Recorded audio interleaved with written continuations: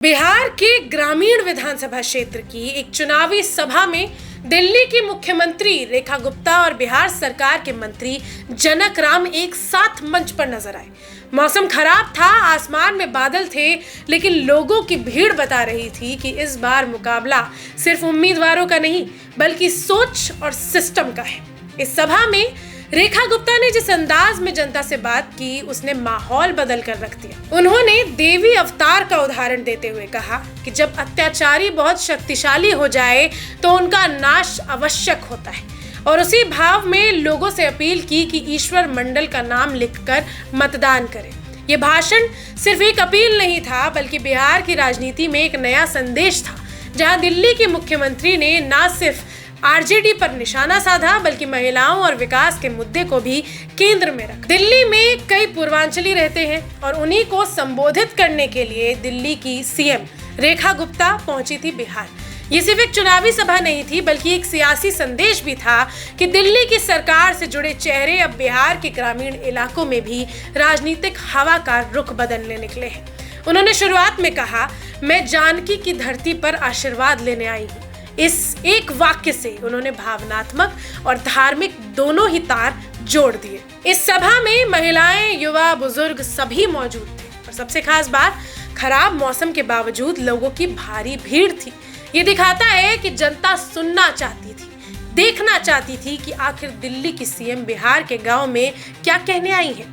अब आते हैं उस पल पर जिसने सभा में जोश भर दिया। रेखा गुप्ता ने कहा कि जब अत्याचारी बहुत शक्तिशाली हो जाए तो उनका नाश आवश्यक होता है।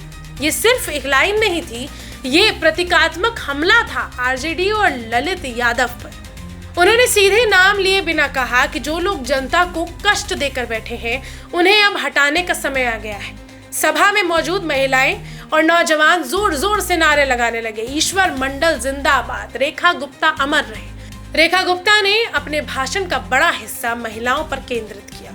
उन्होंने कहा, महिलाएं सिर्फ घर नहीं संभालती, वे भविष्य बनाती हैं। उन्होंने उज्ज्वला गैस योजना, मुद्रा ऋण, जन धन खाते जैसी केंद्रीय योजनाओं का जिक्र किया और लोगों को ये बताया कि कैसे इनसे गांव की महिलाओं की जिंदगी बदली है।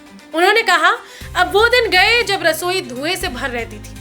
अब हर घर में उज्ज्वला है, हर रसोई में गैस है, हर महिला के बैंक में खाता है। ये बदलाव नरेंद्र मोदी और नीतीश कुमार की सरकार ने आपको दिया है। रेखा गुप्ता ने यह भी कहा कि अब एलईडी युग है, लालटेन नहीं। यह एक सीधा वार था आरजेडी पर, जो लालटेन के प्रतीक से चुनाव लड़ते हैं। सभा में ये लाइन सुनते ही तालियों गूंज उठी। लोग खड़े होकर नारे लगाने लगे कि लालटेन बुझाओ, एलईडी जलाओ। अब बात करते हैं बिहार के मंत्री जनक राम की, जिन्होंने इस सभा में रेखा गुप्ता के साथ मंच साझा किया। जनक राम ने कहा, मुख्यमंत्री नीतीश कुमार और प्रधानमंत्री नरेंद्र मोदी के नेतृत्व में बिहार ने जो विकास देखा है, उसे जारी रखना जरूरी है। उन्होंने ललित यादव पर भी सीधा हमला किया। उन्होंने साफ कहा कि इस बार जंगल राज के प्रतीक को उखाड़ फेंकना है। जनक राम ने जनता को याद दिलाया, हर वोट की कीमत है। अगर विकास चाहिए तो वोट ईश्वर मंडल को देना होगा। ईश्वर मंडल का नाम इस पूरी सभा का केंद्र बिंदु रहा।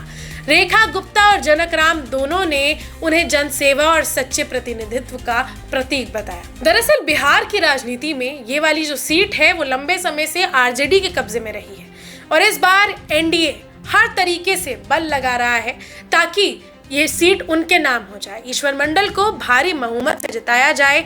रेखा गुप्ता ने इसीलिए ये भी कहा कि अब वक्त आ गया है बदलाव का। जो लोग जनता को डराते थे, उन्हें हटाना होगा। अब विकास की राजनीति को वोट दो। ये सिर्फ एक अपील नहीं, बल्कि एनडीए के लिए एक भावनात्मक अभियान की शुरुआत थी। इस सभा का जो माहौल था, बहुत ऊर्जावान था। मौसम खराब था, बादल छाए हुए थे, हवा में ठंडक थी, लेकिन जनता का जोश आसमान छू रहा था। रिपोर्ट्स के मुताबिक हजारों की भीड़ जुटी थी और सुरक्षा के कड़े इंतजाम किए गए थे। सभा शांतिपूर्ण थी, लेकिन राजनीतिक तौर पर इसने आरजेडी खेमे में हलचल जरूर मचा दी, क्योंकि ये साफ दिख रहा था कि लोग अब जंगल राज वाली राजनीति से ऊब चुके हैं। रेखा गुप्ता ने अपने भाषण में छठी मैया और ग्रामीण महिलाओं की आस्था का जिक्र भी किया। उन्होंने कहा, बिहार की महिलाएं व्रत रखकर न सिर्फ परिवार की खुशहाली मांगती है, बल्कि समाज के कल्याण के लिए भी संकल्प लेती है, और अब वही महिलाएं अपने वोट से समाज बदलेंगी। ये बयान लोगों के दिलों को छू रहा है। सभा में बैठी महिलाएं मुस्कुराने लगी और माहौल पूरी तरह भक्ति भाव से राजनीतिक जोश में बदल गया। अब अगर इस सभा के राजनीतिक मायने समझे तो ये साफ है कि रेखा गुप्ता की एंट्री बिहार की राजनीति में एनडीए की रणनीति का हिस्सा है। दिल्ली की महिला मुख्यमंत्री का बिहार की महिलाओं से सीधा संवाद ये अपने आप में एक बड़ा संदेश है। एनडीए साफ तौर पर महिलाओं, युवाओं और ग्रामीण मतदाताओं को साधने की कोशिश कर रहा है और आरजेडी के खिलाफ जंगल राज का नैरेटिव फिर से उछाला जा रहा है।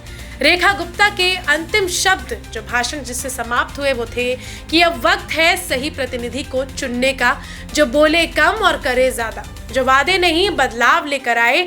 उन्होंने ये भी कहा कि ईश्वर मंडल के नाम पर जो बटन दबेगा वो बिहार के भविष्य के लिए मतदान होगा। इस सभा के अंत में दोनों नेताओं ने विकास, महिला सुरक्षा, शिक्षा और रोजगार के मुद्दे पर एक बार फिर लोगों से अपील की कि वो एनडीए को मजबूत करें और बिहार को एलईडी युग में लेकर आए। तो दोस्तों, ये सिर्फ एक चुनावी सभा नहीं, ये दिल्ली की सीएम रेखा गुप्ता की सियासी ललकार थी। उन्होंने सिर्फ आरजेडी और दूसरे नेताओं पर प्रहार ही नहीं किया, उन्होंने महिलाओं के दिल को छुआ, उनके महिलाओं से बात करके एक कनेक्शन बनाने की कोशिश की बिहार की महिलाओं से।